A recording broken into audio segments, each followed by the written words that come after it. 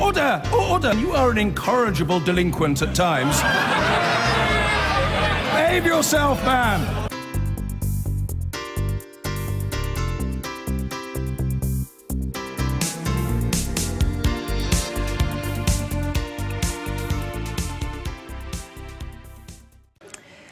The general election earlier this year saw 2/3 of full-time students vote for Jeremy Corbyn. Were they lured by his promise of new politics or free tuition, or the hope perhaps of a resurgent Remainer position from Labour? More importantly, would they do it again if there was a snap election tomorrow? Is he, in other words, a protest figure or a Prime Minister? We headed for the University of Sussex to ask. We know this will come as a shock. All this fresh air, real grass, pedestrians without lanyards. But today, we've slipped outside the yellow lighting of conference, just for a moment, to campus. Sussex University welcomed Jeremy Corbyn here yesterday. It's that sort of place. And here, as at universities across the land, they voted for him in droves. I've always felt left-wing. I was born into Thatcherism and never felt like there was anyone in mainstream politics that spoke for me. And then, along he came, and all of a sudden I'm like, well, finally, this is someone I can get on board with. But today I want to sense whether he'd get their vote again. Was it all about tuition fees? Were they hoping he'd turn Remainer? Are they still behind him? No, not a Corbyn fan. Originally, I was sort of sceptical about whether the project could work. Obviously, as a former Green voter, I'd sort of started to write off the Labour Party as a vehicle for genuine progressive change, and I thought that the entire Labour Party would sort of rally against Corbyn, as ended up happening.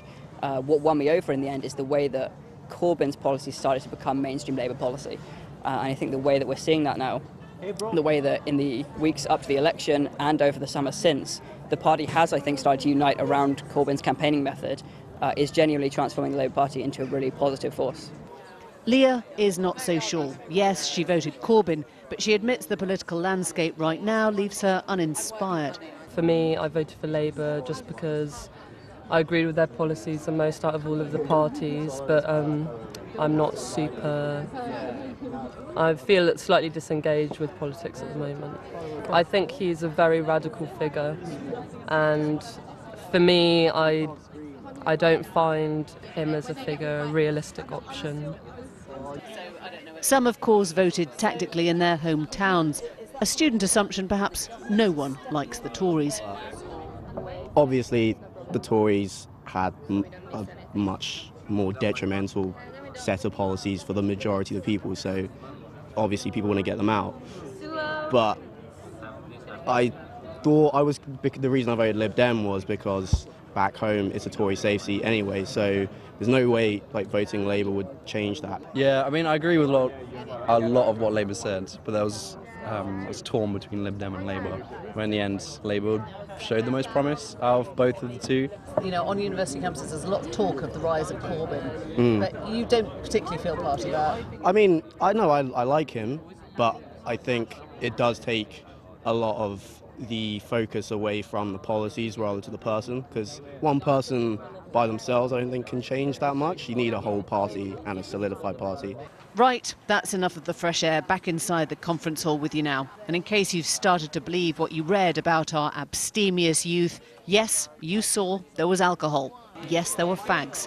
Yes, even mid-afternoon.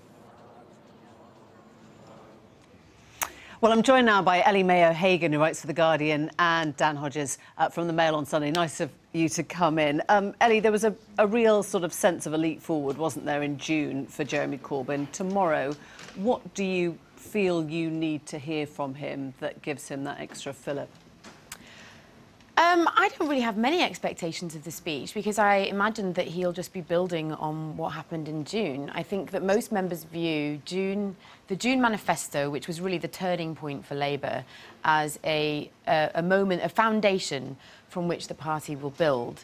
And I hope that his speech will talk about that, will talk about where to go next. But I very much think that the manifesto itself was the foundation. So the job here is done, is it? I mean, do you feel that the conference here has contributed anything really tangible except for a sort of amassing of No, the job's absolutely not done. The job's only just beginning. The job will be done when Jeremy Corbyn becomes Prime Minister, I think.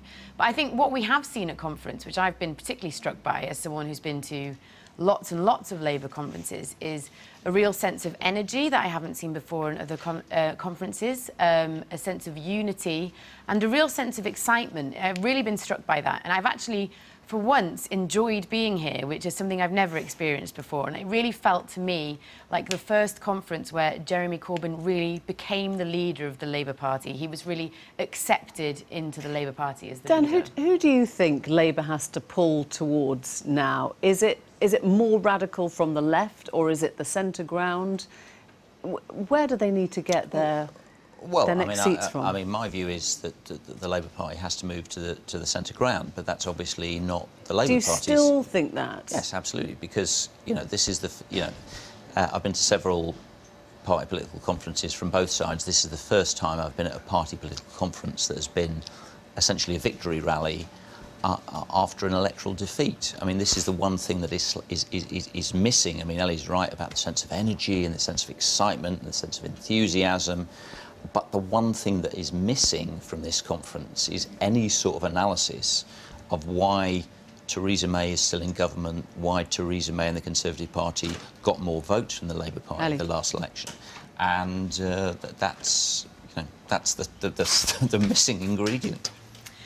I think the last election demonstrated that most people in political commentary who have ideas about how we run elections were completely wrong. Nobody called this election, really. Nobody expected it to be a hung parliament. You know, I remember colleagues of mine who suggested that on the news being laughed at by colleagues and news presenters.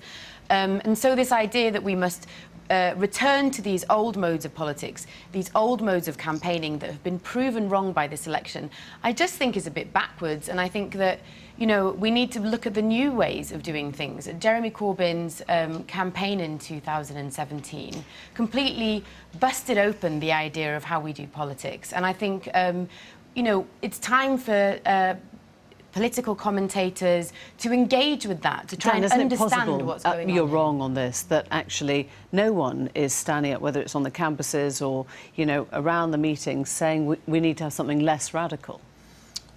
Well, I mean, certainly, I mean, obviously within politics you always have to move forward. I mean, obviously politics is a fluid process, but the one thing I'm not wrong about is the fact that the Labour Party didn't win the last general election. Now, but it depends on the direction of travel, doesn't it? If you feel they're going up the mountain or down. You're absolutely right that it's about the direction of travel, but to understand the direction of travel, you have to start off where you're starting from. And the point about this conference is being framed, and the nature of the discussion we're having now, and Ellie's response to it, this conference is being framed as if the Labour Party won the last general election.